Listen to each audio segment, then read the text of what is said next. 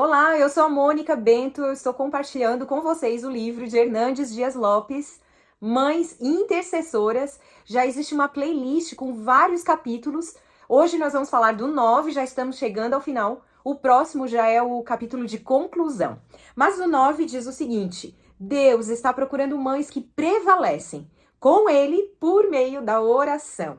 Aqui a primeira frase é de 1 Samuel 2, do 6 ao 8. O Senhor é o que tira a vida e a dá, faz descer a sepultura e faz subir. O Senhor empobrece e enriquece, abaixa e também exalta. Levanta o pobre do pó e, desde o monturo, exalta o necessitado, para o fazer assentar entre os príncipes, para o fazer herdar o trono de glória. Então, nós vamos conhecer a história a fundo hoje de Samuel aqui, a intercessão da mãe dele, Ana. Mas antes o autor fala o seguinte: uma mulher nunca é tão forte como quando está de joelhos diante de Deus. E foi exatamente isso que Ana fez. Por isso o autor traz aqui 10 aspectos que a gente pode aprender com Ana para desenvolver também uma história tão linda quanto a dela. O primeiro aspecto fala o seguinte: Ana orou a Deus numa época espiritualmente hostil. Ela era praticamente assim a única pessoa próxima a Deus naquele contexto bíblico apresentado. Nem mesmo Eli, que era o sacerdote, estava próximo a Deus, ou os seus filhos, né, inclusive, estavam numa situação depravada. O histórico é que não existia nenhum reinado, eles já estavam há 330 anos com instabilidade política, econômica, moral e espiritual. O ambiente não era nada favorável para que Ana tivesse aquele coração e aquela disposição de buscar a Deus e, através da oração, entender que era possível alcançar o seu sonho. O sonho da maternidade, né? O sonho de ser mãe. O segundo aspecto, Ana orou a Deus numa época culturalmente decadente. Existia a poligamia, não que esse fosse o propósito original de Deus, pelo contrário, lá no Jardim do Éden, Deus determinou um homem para uma mulher e uma mulher para um homem, mas a cultura de outros povos acabou se misturando ali ao povo de Israel e eles adotaram a poligamia. O próximo aspecto que o autor traz é que Ana orou a Deus mesmo sofrendo humilhações de sua rival. Então aqui entra a história. Ana, uma mulher estéril, era casada com Eucana, e Eucana também era casado com Penina, que tinha muitos filhos. E a relação de Ana com Penina era muito difícil. A gente entende aqui, pelo contexto que a Bíblia traz, que Ana vivia inclusive uma depressão, porque ela chorava muito e a Penina fazia muitas provocações. O autor aqui até traz um texto que poderia ser dito pela Penina. Ana, você é uma mulher tão crente, ora tanto, vai tanto ao templo, mas está aí, estéril. Eu não oro como você, nem vou ao templo como você, mas eu estou aqui cheia de filhos. Se esse negócio de orar funcionasse mesmo, você não estaria aí curtindo o opróbrio da esterilidade. Penina poderia estar plantando no coração de Ana dúvidas se o que ela vinha fazendo, se as orações que ela vinha despendendo a Deus, se essa busca, essa fé de que algo aconteceria, valeria mesmo a pena. Além de outras situações aqui provocativas. E o próprio marido dela não apoiava muito, que é o próximo tópico. Ana orou a Deus mesmo sendo desencorajada pelo seu marido. Então, o Eucana chegou ao ponto de questionar por que ela chorava tanto, por que ela estava naquela situação tão extrema, por que ela desejava tanto ter um filho, sendo que ele a amava e o amor dele, então, não era suficiente para ela. Imagina uma pessoa que desejava ser mãe, que tinha um propósito de oração por isso, ouvir do seu esposo, que era casado com outra mulher que tinha filhos. Então, realmente é algo bem difícil de lidar. Ana superou essa questão do marido. Não desistiu de orar, mesmo sendo desencorajada por ele. O autor faz até uma brincadeira aqui, ó. Ana, pense em mim, chore por mim, liga pra mim. Não, não liga pra ele. A despeito de ser humilhada pela rival e de ser desencorajada pelo marido, Ana continua orando ao Senhor, esperando dele uma intervenção sobrenatural. E o próximo aspecto, Ana orou a Deus, mesmo sendo acusada injustamente dentro do templo pelo sacerdote. Então, uma vez ao ano, Ana e seu esposo iam até Siló, onde ficava o templo do Senhor. E ali viviam os sacerdotes, que na época era Eli. Eli então vê uma mulher chorando, desesperada, e até questiona se essa mulher está embriagada, se ela tinha bebido.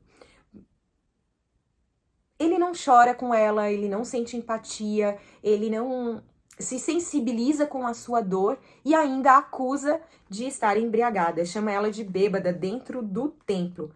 Ainda assim, com essa flecha venenosa que ele lançou sobre Ana, ela poderia desacatá-lo, poderia dizer qualquer coisa, mas ela não enfrenta o sacerdote e permanece explicando a sua situação. Ana creu na palavra do Senhor mesmo antes de ver a mudança das circunstâncias.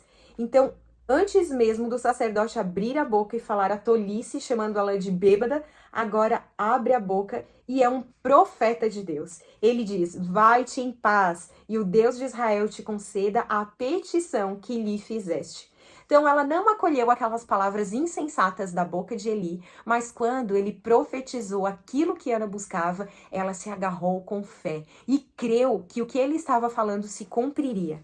Tanto que ela saiu dali e o semblante dela já não era mais triste. Imediatamente ela se alegrou porque Ana foi curada. Então, em primeiro lugar, a sua alma, a tristeza foi embora. Ela passou a acreditar que aquilo poderia acontecer de verdade. Em Siló, Deus curou as suas emoções. E em Ramá, Deus curou o seu corpo. Um milagre aconteceu. Não devemos esperar ver para crer. Devemos crer para ver. A fé precede o milagre, e o milagre é a recompensa da fé. A fé vê o invisível, toca o intangível e toma posse do impossível. O autor fala também que a fé não é a gente crer que Deus pode fazer, é crer que Deus quer fazer. E essa foi exatamente a atitude de Ana. Por isso, aqui no próximo tópico, Ana consagrou seu filho a Deus, mesmo antes dele ser concebido. Ela pede um filho ao Senhor e diz a Deus que ela entregaria a ele por todos os dias da sua vida. É o voto de Nazireu, onde a criança, assim que é desmamada, é entregue ao sacerdote. E Ana prometeu ao Senhor e, apesar das circunstâncias que a gente vai ver aqui, ela cumpriu a promessa que fez a Deus e apresentou o seu filho no templo. Ana entregou seu filho a Deus, mesmo diante de problemas humanamente insuperáveis. O contexto ali do sacerdote Eli com seus filhos era extremamente caótico. Os filhos de Eli, eles tinham maus comportamentos. O próprio pai, ali o sacerdote Eli, não foi um pai que disciplinou, que corrigiu os seus filhos. Eles desonravam o seu pai. Ele não tinha autoridade nem mesmo espiritual.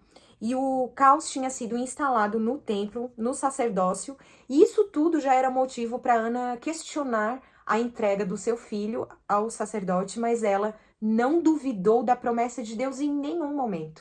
E ela cumpriu totalmente aquilo que ela tinha falado a Deus, mesmo os filhos de Eli sendo homens tão perigosos e a situação tão complexa de ser resolvida. O jovem Samuel servia ao Senhor perante Eli. Todo Israel, desde Dan ao norte até Berseba ao sul, conheceu que Samuel estava confirmado como profeta do Senhor. E aí, depois, quando ele se tornou adulto, não houve maior profeta, maior juiz, maior sacerdote em Israel. Sua mãe honrou a Deus, consagrando-o, e Deus honrou Ana, usando poderosamente o seu filho. Amém por isso, que coisa linda. Ana se alegra em Deus e não em seu filho Samuel. Continuando esse novo aspecto aqui trazido pelo autor, é que Ana poderia ter se apegado ao bebê, poderia ter amado tanto o seu filho, em primeiro lugar, ela desejava tanto ser mãe, como que ela teve coragem de fazer uma promessa de consagrar, entregar, cumprir a promessa num cenário tão difícil. Ana entendeu que os filhos são dádivas de Deus, mas não um substituto de Deus. Eles nos trazem grande alegria, mas Deus é a fonte da nossa maior alegria. Ana recebeu de Deus mais do que a ele pediu. Então ela pediu um filho ao Senhor, honrou e cumpriu com toda a sua promessa, e o Senhor superou as suas expectativas. Ana teve 3 filhos e 2 filhas, além de Samuel.